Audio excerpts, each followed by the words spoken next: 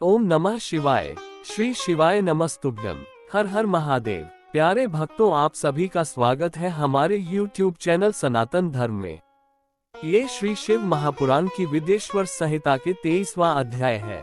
इसमें हम भगवान शिव के नाम जप के बारे में जानेंगे और हमारे चैनल सनातन धर्म को सब्सक्राइब जरूर करें। चलिए अब 23वां अध्याय शुरू करते हैं। इस संसार में कल्याणकारी परम देव स्वरूप भगवान शिव जिनके देवता हैं, ऐसे आप सबके लिए ये शिव की कथा अत्यंत प्रिय है। वे ही धन्य और कृतार्थ हैं, उन्हीं का शरीर धारण करना भी सफल है और उन्होंने ही अपने कुल का उद्धार कर लिया है, जो शिव की उपासना करते हैं।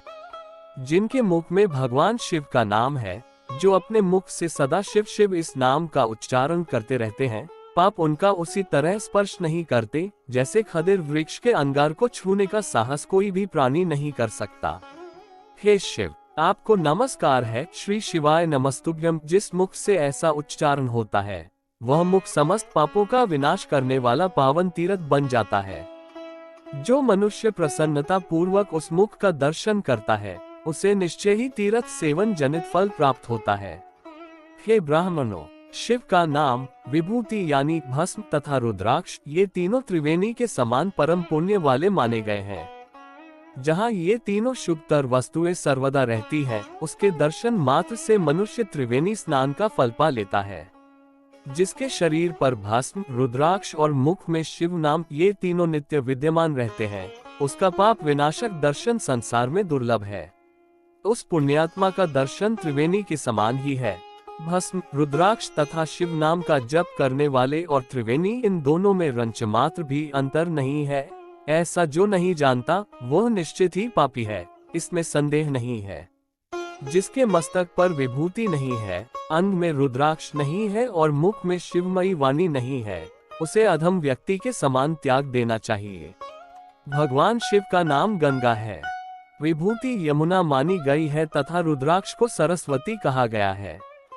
इन तीनों की संयुक्त त्रिवेणी समस्त पापों का नाश करने वाली है।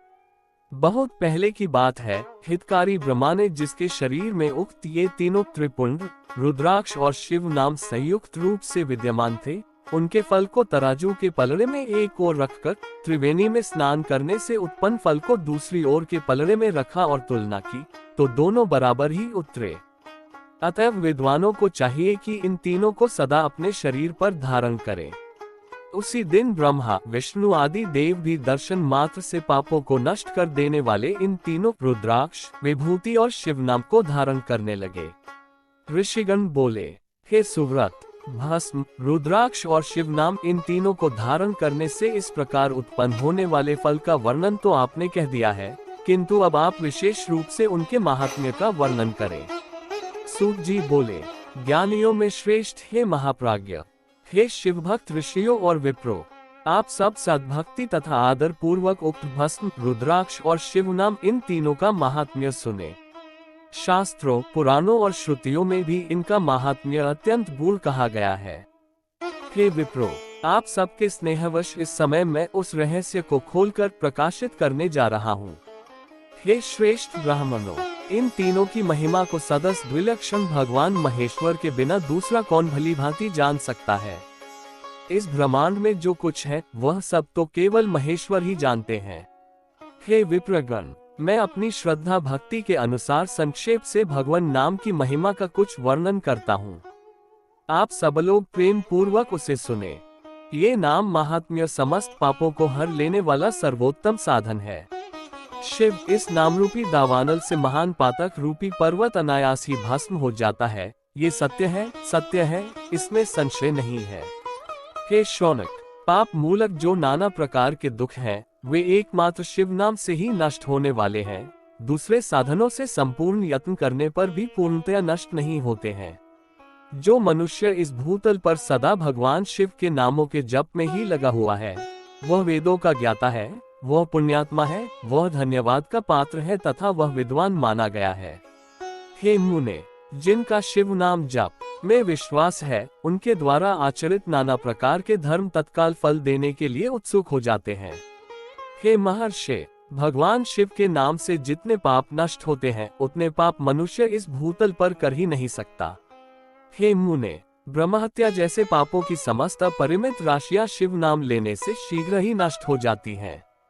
जो शिव नाम रूपी नाव पर आरूढ़ होकर संसार समुद्र को पार करते हैं, उनके जन्म मरण रूप संसार के मूलभूत वे सारे पाप निश्चय ही नष्ट हो जाते हैं। हे महामुने, संसार के मूलभूत पातक रूपी वृक्ष का शिव नाम रूपी कुठार से निश्चय ही नाश हो जाता है। जो पाप रूपी दावानल से पीड़ित हैं, उन्हें शिव नाम रूपी अमृत का पान करना चाहिए। पापों के दावानल से दग्ध होने वाले लोगों को उस शिव नाम अमृत के बिना शांति नहीं मिल सकती। जो शिव नाम रूपी सुधा की वृष्टि जनित धारा में गोते लगा रहे हैं, वे संसार रूपी दावानल के बीच में खड़े होने पर भी कदापि शोक के भागी नहीं होते। जिन महात्माओं के मन में शिव नाम के प्रति बड़ी भारी भक्ति है, ऐसे लोगों की सहसा और सर्वथा मुक्ति होती है। हे मुनीश्वर, जिसने अनेक जन्मों तक तपस्या की है, उसी की शिव नाम के प्रति भक्ति होती है, जो समस्त पापों का नाश करने वाली है। जिसके मन में भगवान शिव के नाम के प्रति कभी खंडित न होने वाली असाधारण भक्ति प्रकट हुई है, उसी के लिए मोक्ष सुलभ है, यह मेरा मत है। जो अनेक पाप करके भी भगवान शिव के नाम जप में आदर पूर्वक लग गया है, वह समस्त पापों से मुक्त हो ही जाता है, इसमें संशय नहीं है। जैसे वन में दावानल से दग्ध हुए वृक्ष भस्म हो जाते हैं, उसी प्रकार शिव नाम रूपी दावानल से दग्ध होकर उस समय तक के सारे पाप भस्म हो जाते हैं। शौनक, जिसके अंग नित्य भस्म लगाने से पवित्र हो गए हैं तथा जो शिव नाम जप का आदर करने लगा है, वह घोर संसार सागर को भी पार कर ही लेता है।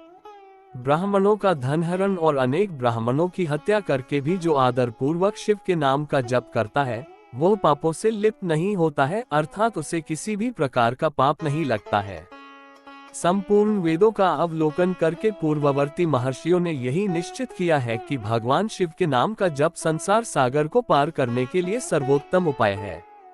हे मुनिवरों, अधिक कहने से क्या लाभ, मैं शिव नाम के सर्व पापहारी महात्म्य का वर्णन एक ही श्लोक में करता हूँ। भगवान शंकर के एक नाम में भी पाप हरण की जितनी शक्ति है, उतना पाप मनुष्य कभी कर ही नहीं सकता। हे मुने, पूर्व काल में महापापी राजा इंद्रद्युम्न ने शिव नाम के प्रभाव से ही उत्तम सद्गति प्राप्त की थी। इसी तरह कोई ब्राह्मणी युवती भी जो बहुत पाप कर चुकी थी, शिव नाम के प्रभाव से ही उत्तम गति को प्राप्त हुई। हे द्विजवरों, इस प्रकार मैंने आप लोगों से भगवान नाम के उत्तम महात्म्य का वर्णन किया है। अब आप लोग भस्म का महात्म्य सुने, जो समस्त पावन वस्तुओं को भी पवित्र करने वाला है। इस प्रकार श्री शिव महापुराण में प्रथम विदेश्वर संहिता के साध्य साधन खंड में शिवनाम महात्म्य वर्णन नामक 23वां अध्याय पूर्ण हुआ। इसके अगले यानी 24वें अध्याय में हम भस्म में रहस्य के बारे में जानेंगे। और हमारे चैनल सनातन धर्म को सब्सक्राइब जरूर करें। ओम नमः शिवाय। श्री शिवाय नमस्तुभ्यम। हर हर महादेव।